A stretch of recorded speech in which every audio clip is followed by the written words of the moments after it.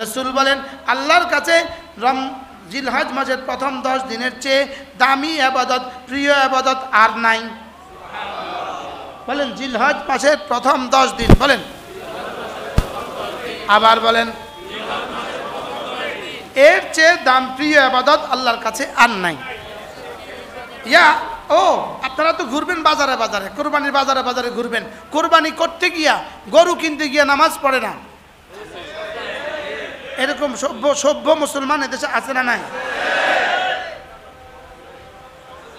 গরু বিক্রি করতে গিয়ে নামাজ পড়ে না, বেনাফলে গরু আনতে গিয়ে নামাজ পড়ে না, বলে না, আছে না নাই? এইগুলো কোন দিনগুলোর মধ্যে চলে? এই হাটের দিনে এগুলো চলে কিনা বলেন? আমরা নিয়ত করেন ইনশাআল্লাহ, ইয়াদিলু সিয়ামু কুল্লি ইয়াউমিন মিনহা বিসিয়ামি সানাতিন, প্রত্যেকটা রোজা 1 বছরের রোজার সমান। ওয়া কিয়ামু কুল্লি লাইলাতিন মিনহা বিকিয়ামি লাইলাতিল কদরে, প্রত্যেক রাতের ইবাদত 1 বছরের ইবাদতের সমান। রাখবো তো ইনশাআল্লাহ? এবার আরাফার দিনের রোজা, 9 জিলহজ্জার রোজা, সিয়ামু ইয়াউমি আরাফাতা ইন্নী আহতাসিবু আলাল্লাহ আন ইউকাফিরা আস-সানাতা আল্লাতী ক্বাবলা ওয়াস-সানাতা আল্লাতী বা'দাহা। আল্লাহ রাসূল বলেন আরাফার দিনের রোজা 1 বছরের গুনাহ মাফ, 2 বছরের গুনাহ মাফ, আগের 1 বছরের গুনাহ মাফ, পরের 1 বছরের গুনাহ মাফ। কি বলছি বলেন? আরাফার দিনের রোজা, তাহলে এই 9টা রোজা রাখবো, সেই 2-1 মানুষ হিম্মত করেন তো দেখি ইনশাআল্লাহ। আল্লাহ তৌফিক দান করেন। নিয়ত পাক্কা, ওমরের নিয়ত পাক্কা ইনশাআল্লাহ। আল্লাহ যদি সুস্থ রাখে ইনশাআল্লাহ, ইনশাআল্লাহ।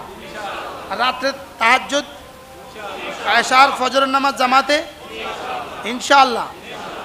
এরপরে হলো 10ম দিন।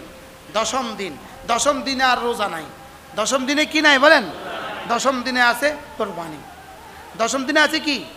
আল্লাহ নবী বলেন মান ওয়াজাদা সাআতান, যে কোরবানি করার সামর্থ্য রাখে, ওয়ালাম ইউদাহি, অথচ কোরবানি করে নাই। কোরবানি করতে পারে, তার উপরে কোরবানি ওয়াজিব, অথচ সে কোরবানি করে নাই। রাসূল বলেন এই কম বখত যেন আমার ঈদগাহের কাছেও না আসে, ফালা ইয়াকরাবান্না মুসাল্লানা, সেজন্য আমার কি ঈদগাহের কাছে না আসে। তাহলে আমরা কোরবানি করবো তো ইনশাআল্লাহ। এবার আপনি কোরবানি করবেন, আপনি নিয়ত করেছেন 3 লাখ টাকা দিয়ে একটা গরু কিনবেন। এই বছর আপনি নিয়ত করেছেন 3 লক্ষ টাকা দিয়ে কি কিনবেন? আপনার নিজের এক নাম দিবেন, বিবির এক নাম দিবেন, আব্বার নাম দিবেন, আম্মার নাম দিবেন, ছেলে মেয়ের নাম দিবেন। আপনি 7 নামে একটা গরু কোরবানি করবেন। আপনি নিয়ত করেছেন 3 লক্ষ টাকা দিয়ে একটা গরু কিনবেন। আমি আপনাকে একটা বুদ্ধি দেই, যদি ভাল লাগে একটু দেখেন, একটু পরামর্শ দেই। আপনি যদি 2 লাখ টাকা দিয়ে একটা গরু কিনেন, 7 নামে দিয়ে দেন, আর 1 লাখ টাকা দিয়ে যদি একটা গরু কিনে আপনার নিকটতম কোনো মাদ্রাসায় দিয়ে দেন, এবার কেমন হবে বলেন তো? বলেন না, বুদ্ধিটা কেমন? হ্যাঁ, 5 লাখ টাকা দিয়ে কিনতে পারে, লেকিন নিজের পাশের মাদ্রাসায় 10,000 টাকা দিতে পারে না। এরকম মুসলমান এদেশে আছে না নাই? কি তো 5 লাখ টাকা থেকে 10,000 টাকা কম দিয়েই কিনেন না একটা গরু, আর 10,000 টাকা কোনো মাদ্রাসার একটা অংশ দিয়ে দেন না। বুদ্ধিটা কেমন হবে বলেন না? ভালো হবে না? হবে না বলেন?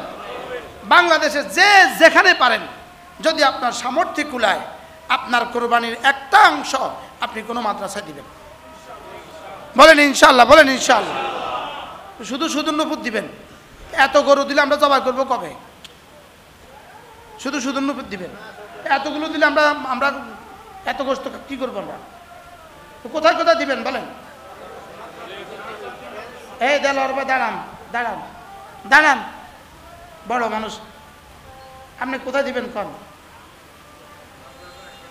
কোন মাদ্রাসা দিবেন? নিকটতম যে কোনো মাদ্রাসা। আলহামদুলিল্লাহ বলেন। দেলোয়ার ভাই আপনি কোথায় দিবেন? আপনি বল না, আপনি কোথায় দিবেন? দেলোয়ার ভাই কোথায় দিবেন? হ্যাঁ, সুদর্ণপুর। আমি এটা খুশি নি আপনাকে। আমি কি, আমার মন চায় একটা মানুষ এমন তৈরি হয় বাংলাদেশে, যে বাংলাদেশের প্রতিটা মাদ্রাসাকে নিজের মনে করবে। কি বলছি বলেন? প্রতিটা মাদ্রাসাকে কি মনে করবে বলেন? প্রতিটা মাদ্রাসাকে মনে করবে আমার। এটা কি আপনি ফরিদপুরে দিবেন, ইনি ফরিদপুর থেকে আসে, আপনার নিকটতম বোর্ডিং আছে এমন মাদ্রাসায় 10,000 টাকা দিয়ে বলবেন হুজুর আপনারা একটা অংশ কোরবানি দিয়ে নেবেন। প্রয়োজনে আপনি এই 10,000 টাকা আপনার মূল গরু থেকে কম কিনেন, টার্গেট করেন 1.5 লাখ টাকা দিয়ে গরু কিনবেন। এবার এখান থেকে 50,000 টাকা মাদ্রাসা দিয়ে দেন, 1 লাখ টাকা দিয়ে আপনি গরু কিনবেন। হুজুর কেমন হবে? হ্যাঁ, আমার এই পয়গাম কার জন্য? আল্লাহর কসম পুরা পৃথিবীর সমস্ত বাংলা ভাষাভাষী মুসলমানদেরকে, বাংলাদেশের সমস্ত মাদ্রাসার জন্য।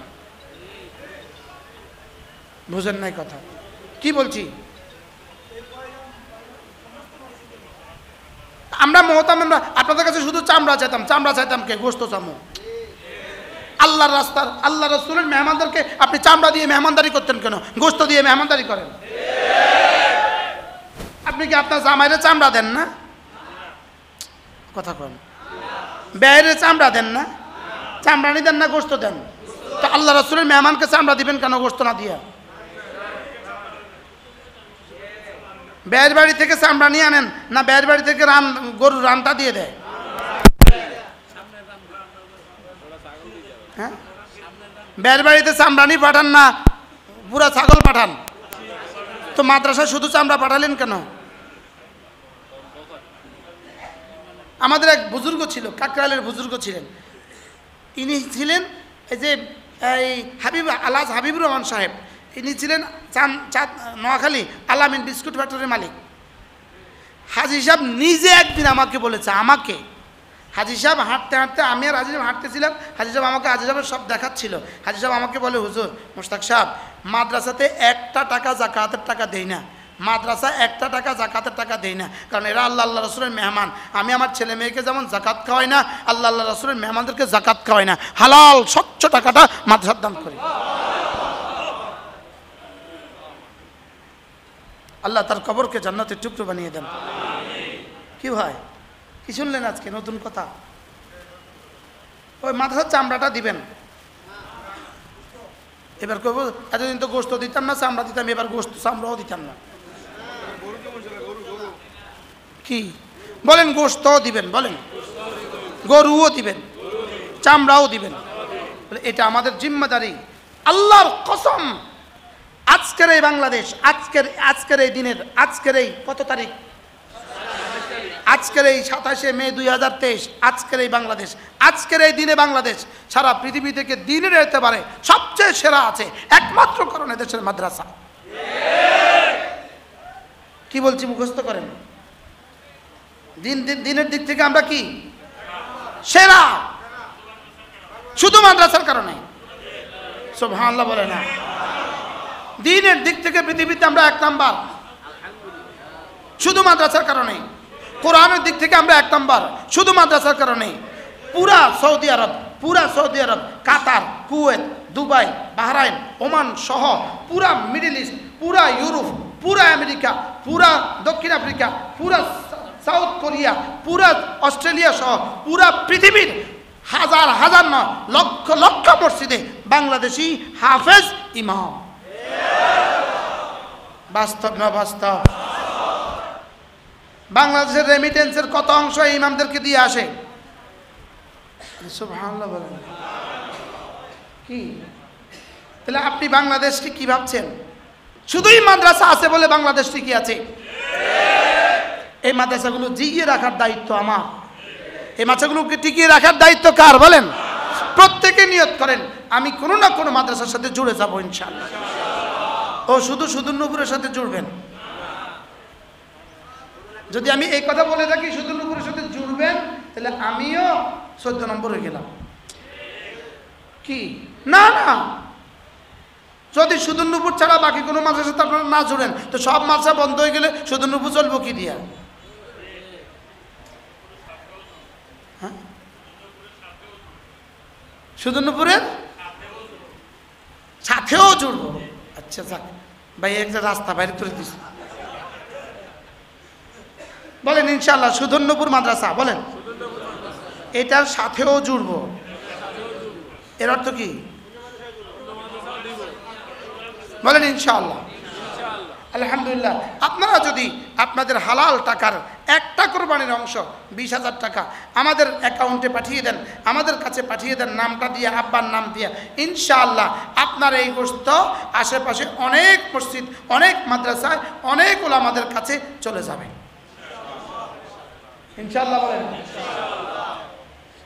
আমি গত 2 বছর বা 3 বছর আগে, আরে করোনার কোন বছর জানি, হজে যাইতে পারি নাই। কোন বছর হজে যাইতে পারি নাই, তো ওই বছর ঈদের দিন আমি ছিলাম। ঈদের দিন আমি কি ছিলাম। আমি বলছি ভাই, যে কোনো মাদ্রাসা থেকে আসে দেখো বোর্ডিং আছে কিনা, আর যে কোনো ওলামা একরাম আছে যাদের কাছে কোরবানি করার সামর্থ্য না, যারা কোরবানি করতে পারে নাই, এদেরকে আগে দাও, এদেরকে আগে দাও।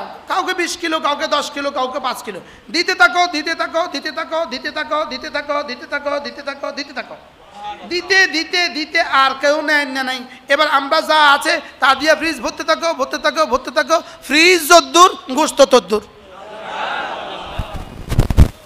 তা আমি যদি আগে না দিতাম তো কি অবস্থা হইতো, এখন গোশত রাখতাম কই। আর আমি আমার স্বার্থ কইতাম, আগে আমার ফ্রিজ ভরো পরে দাও। আমি কিছু আগে দাও পরে আমার ফ্রিজ ভরো। সুবহানাল্লাহ বলেন, কি বলছি বলেন। দিতে থাকো, দিতে থাকো, দিতে থাকো, এবার নেন না আর কেউ নাই। এবার ফ্রিজ ভরতে থাকো, ভরতে থাকো, ভরতে থাকো, এবার ফ্রিজ সব ভরে গেছে, গোশতও নাই, ফ্রিজও নাই। মাদ্রাসার ফ্রিজ, বুঝেন নাই কথা। তাহলে কি বুঝছেন, এবার কি বুঝছেন। সুদূরনূপুর যেন হয় গোটা জাতির আশার কেন্দ্র, যেন লক্ষ লক্ষ আমাদের আশার শেষ স্থল হয়, কেন্দ্রবিন্দু হয় ইনশাআল্লাহ। বলেন ইনশাআল্লাহ।